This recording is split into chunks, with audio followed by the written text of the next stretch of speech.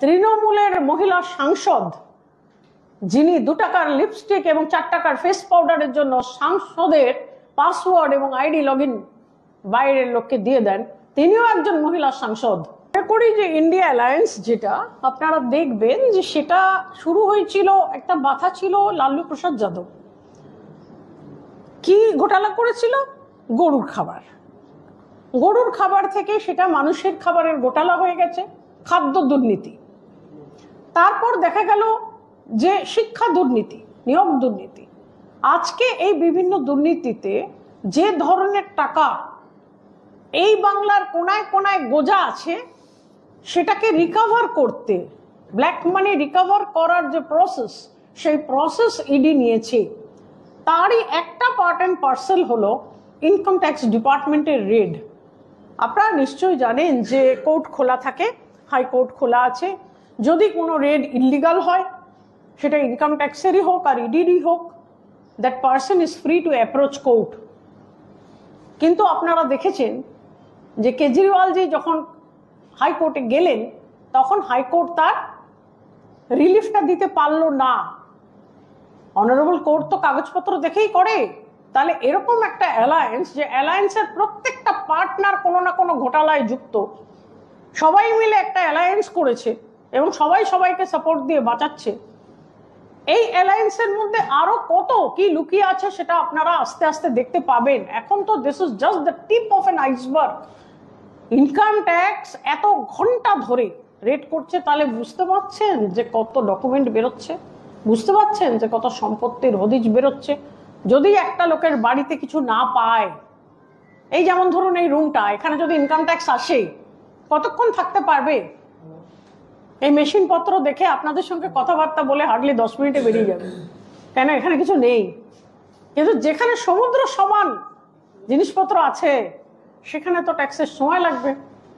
সাল থেকে কোনো ভোট দিতে পারিনি, তার কারণ ভোটের আগে এই ধরনের স্কুল বিল্ডিং যেগুলোতে পার্টি অফিস শুরু করে দিয়েছে এরা, তাতে গীতা, ভগবত গীতা নিয়ে এসে তাতে হাত চেপে ধরে ভগবত গীতাকে স্মরণ করে প্রমিস করতে হবে যে আমি তৃণমূলে ভোট দেব।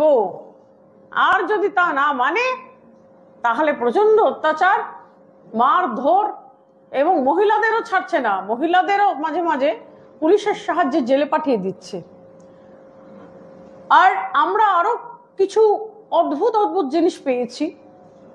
যেরকম একটা বলি, ক্যালকাটা পুলিশের একজন অফিসারের নাম পেয়েছি, যেটা আমি সিবিআইকে দেব। এই অফিসার ওখানে থাকেন এবং থানার সঙ্গে মিলিতভাবে অত্যাচার করেন। কিরকম অত্যাচার করেন? জব কার্ডে কাজ করেছে, ব্যাংক অ্যাকাউন্টে টাকা এসছে, কিন্তু টাকা পাবে না, টাকা থেকে বঞ্চিত। এই টাকাগুলো কিভাবে ডিফারেন্ট অ্যাকাউন্ট নাম্বার দিয়ে বের করে নেওয়া যায়, এটা পার্টি এবং পুলিশ মিলে করে। তার মানে আপনারা বুঝতে পারছেন যে সন্দেশখালিতে সাধারণ মানুষের বাঁচার কোনো জায়গা নেই।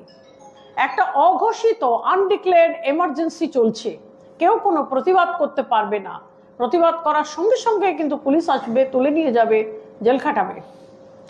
জমি চলে যাচ্ছে, মা বোনেদের ইজ্জত চলে যাচ্ছে, জব কার্ডের টাকা পাচ্ছে না, প্রধানমন্ত্রী আবাস যোজনার টাকাও একইভাবে তুলে নিচ্ছে, ফোর্স করছে যে দিতে হবে, সই করো, তোমার নামে টাকা এসছে, এখানে সই করে আমাকে দিয়ে দাও, ফোর্স করছে। হর ঘর জল নল সে জল, প্রধানমন্ত্রীর যে ট্যাপ ওয়াটারের যে স্কিম, ট্যাপ গেছে, জল যায়নি। এরকম একটা জায়গা দেখে মনে হলো যেন আফগানিস্তানের মধ্যে ঢুকে এসছে। শয়ে শয়ে মা বোনেরা বেরিয়ে আজকে কথা বলতে চাইছেন, কথা বলতে পারছেন। অন্তত প্রতিবাদের প্রথম আওয়াজ যেটা, সেটা সন্দেশখালি থেকে বেরোচ্ছে। তার কারণ হচ্ছে আজকে শেখ শাহজাহান এবং শিব হাজরা ভেতরে। জমি দখলের একটা অদ্ভুত জিনিস হচ্ছে, আপনারা জানেন যে পাট্টা জমি 2014 সালে মমতা বন্দ্যোপাধ্যায়ের সরকার বন্ধ করে দিয়েছিল। তারপর বর্গা চাষিরা চাষের জমিতে চাষ করে তাদের পেট চালাতো।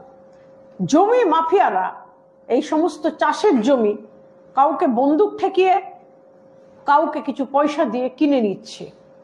যেটা কিনে নিতে পারছে না সেটা গায়ের জোরে দখল করেছে।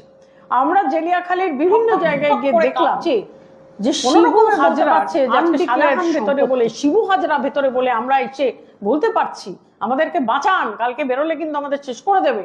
আজকে এটা কেন দেখতে হবে?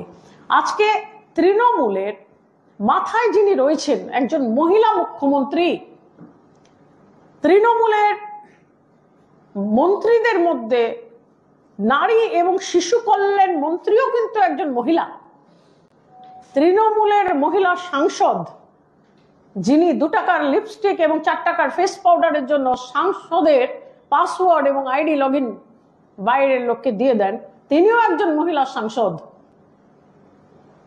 অভিনেত্রী বহু আসছেন, তারাও কিন্তু মহিলা। দিদি নাম্বার 1 রিয়েলিটি শো থেকে যিনি এসছেন তিনিও একজন মহিলা। এতগুলো মহিলা একটা দলে থাকার পরে শাসক দল যারা মানুষের ভোটে এসছেন, মানুষের ভরসা এবং বিশ্বাসকে পায়ের নিচে গুড়িয়ে দিয়ে একটি মহিলাকে পাঠাতে পারেননি সন্দেশখালীর হাজার হাজার মহিলার কথা শোনার জন্য। না হয় বেরিয়ে এসে বলতেন যে সব মিথ্যা, বেরিয়ে এসে বলতেন সব মিথ্যা, সব বানানো, কিন্তু শুনতে যেতে পারেননি একজনও মহিলা। তাহলে আজকে যদি তারা সন্দেশখালী না যেতে পারেন, কালকে যদি তাদের নিজের কনস্টিটিউয়েন্সিতে এই ধরনের জিনিস হয়, তারা কি যাবেন? তারা দেখবেন না বলবেন যে আমার কনস্টিটিউয়েন্সিতে হলেও, আমি জনপ্রতিনিধি হলেও আমি যাবো না, দেখবো না, মেয়েদের ইজ্জত চলে যাক, ছেলেরা মার খাক, জমি চলে যাক, মানুষ মরে যাক, আমি তো দেখতে পারবো না। ভোটে জিতে এসেছি কিন্তু তো দেখতে পারবো না। একজন আধিকারিকের নাম আপনি সিবিআই কে জানাবেন, আপনি বলে দিচ্ছেন সন্দেশখালীতে আজকের ঘটনার আপনার পরিদর্শনের ভিত্তিতে। আধিকারিক নয়, যাদের বিরুদ্ধে অগুন্তি মানুষ যাদের বিরুদ্ধে কমপ্লেন দিচ্ছে, তাদের নামের মধ্যে একটি নাম এসেছে, সেটা হচ্ছে জগন্নাথ প্রামাণিক। এই নামটি হচ্ছে একটি ক্যালকাটা পুলিশের অফিসারের, যার বাড়ি সন্দেশখালীতে।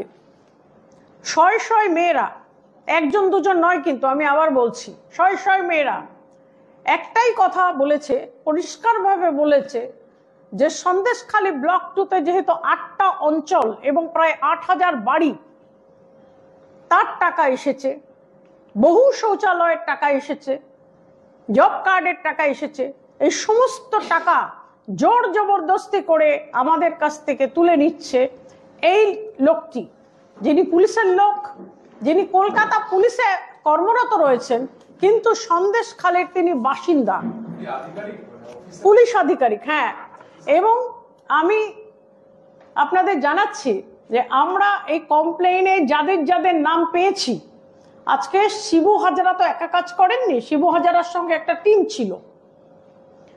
আজকে শেখ শাহজাহান তো একা এতগুলো জমি লুট করেননি, তার সাথে বড় একটা টিম ছিল। সেই টিমের লোকেদের নাম যেগুলো পাওয়া গেছে, including the name of this police officer, এগুলো আমরা সিবিআই এর হাতে তুলে দেব। সিবিআই ছানবিন করবেন, সিবিআই এর অফিসাররা ওখানে গিয়ে জিজ্ঞাসাবাদ করবেন এবং আরো যা যা আছে তা বের করবেন। কেন কি একটা জায়গায় এসে তো পৌঁছানো গেছে যে সন্দেশখালীর স্থানীয় বাসিন্দারা আজকে বেরিয়ে এসে চিৎকার করছেন। আমি তো সন্দেশখালীর প্রত্যেকটা লোককে জিজ্ঞেস করলাম যে আপনারা এখানকার স্থানীয়, দেখলাম কেউ বাইরে থেকে আসেননি, আমরাই বাইরে থেকে গেছি দেখতে। তাহলে এত বড় ঘটনা ঘটে গেল, অথচ তৃণমূলের এত মহিলা নেত্রীদের মধ্যে কেউ যেতে পারলো না, কেউ ওদের সঙ্গে কথা বলতে পারলো না, কেউ কোনো সুরাহা করতে পারলো না। উল্টে একজন বড় মাফিয়া লিডার এত বছর ধরে এফআইআর থেকে সিম্পলি আস্তে আস্তে আস্তে আস্তে মাগুর মাছের মতো বেরিয়ে গেলেন। এটা কি করে হয় স্টেটের মদত না থাকলে? এই পরিস্থিতিতে কি সন্দেশখালীতে সুস্থভাবে নির্বাচন হবে বলে আপনাদের কি মনে হচ্ছে? সন্দেশখালীর মা বোনেরা আজকে আমাদের বলেছেন যে 2011 থেকে সেখানে কোনো নির্বাচন হয়নি, কোনো ভোট হয়নি, কোনো ভোট দিতে তারা পারেননি। ভোটের দিনে তাদের আইডি কার্ড নিয়ে নেওয়া হয়, তাদের বাড়ি থেকে বেরোতে দেওয়া হয় না। এবং রিসেন্টলি যেটা নতুন জিনিস এসেছে দেখলাম, সেটা হচ্ছে যে স্কুল বিল্ডিংকে পার্টি অফিসে কনভার্ট করে ভগবত গীতা নিয়ে এসে তার উপর হাত চেপে প্রতিজ্ঞা করানো যে তুমি আমাকেই ভোট দেবে, তা না হলে তুমি আর থাকতে পারবে না। এটা নতুন টর্চারের নতুন নতুন তালিকা আর কি। তো এটা আমরা ইলেকশন কমিশনে জানাবো, এটা আমরা নোট নিয়ে এসেছি। ইলেকশন কমিশন যাতে এদিকে দৃষ্টি দেয় এবং একটা ফ্রি অ্যান্ড ফেয়ার ইলেকশনের জন্য যেটা করণীয় সেটা যাতে ইলেকশন কমিশন করে, এবং তার আগে এই এন্টায়ার এরিয়াটাকে একটা ভালনারেবিলিটি এরিয়া বলে ডিমার্কেশন করে ইলেকশন কমিশনের লোক সেখানে গিয়ে ফিজিক্যাল অ্যাসেসমেন্ট করে, আপনারা জানেন যে ভালনারেবিলিটি হিসেবে এ গ্রেড যদি ভালনারেবল হয় তাহলে তার জন্য। আজকে আমি এটাই বলবো যে সন্দেশখালীর মেয়েরা কিন্তু সারা বাংলাতে পথ দেখিয়েছে। ভারতীয় জনতা পার্টির পক্ষ থেকে আমরা সন্দেশখালীর মানুষের পাশে আছি, মা বোনদের পাশে আছি।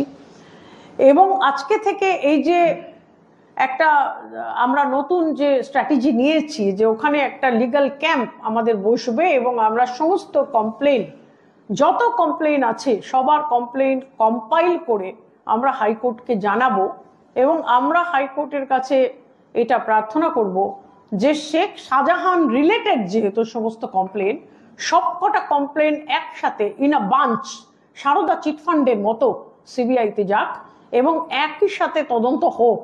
কেন আপনারা হয়তো বুঝতে পারছেন যে একটা বাচ্চা ছেলে বা একটা বাচ্চা মেয়ে যে মাধ্যমিক পরীক্ষা দিচ্ছে বা উচ্চ মাধ্যমিক দিচ্ছে, তাকে তুলে নিয়ে গিয়ে অত্যাচার করা, বাড়ির মেয়ে বউকে তুলে নিয়ে গিয়ে অত্যাচার করা, বিঘার পর বিঘা জমি নিয়ে নেওয়া, যত গাছ আছে সন্দেশখালীতে কোনো গাছ পাবেন না, সব কেটে দিয়েছে। নদীর পাড়ে যতগুলো বড় বড় গাছ ছিল সব গাছগুলোকে কেটে দিয়েছে। যাদের দিয়ে কাটিয়েছে তারা যখন বলেছে গাছ কাটার পয়সাটা দাও, দেয়নি, মারধর করেছে। এই যে একটা সাংঘাতিক মধ্যযুগীয় বর্বরতা এবং অত্যাচার, এইটা যাতে পুরো সমস্ত aspect, all aspects of this matter যাতে সিবিআইতে যায়, তার জন্য আমরা চেষ্টা করব।